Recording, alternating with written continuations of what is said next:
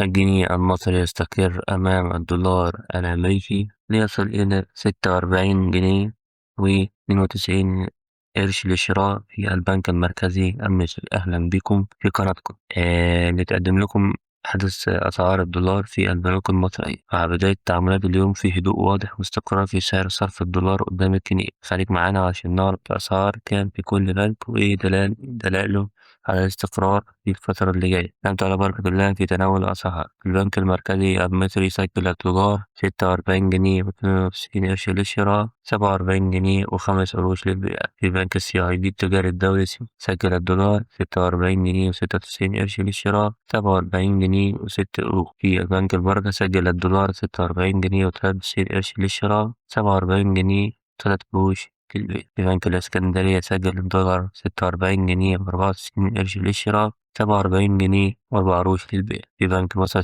سجل الدولار 46 جنيه و96 قرش للشراء، 47 جنيه و6 قروش للبيع. وبكده تكون نقدر نقول إن السوق شايف حالة هدوء نسبي في سعر الدولار مع بداية تعاملات اليوم. دي كانت آخر تحديثات سعر الدولار النهاردة في البنوك المصرية. لو عايز تتابع أسعار الدولار والذهب وأهم الأخبار الاقتصادية أول بأول، ما تنساش تعمل لايك وتشترك في القناة. سلام.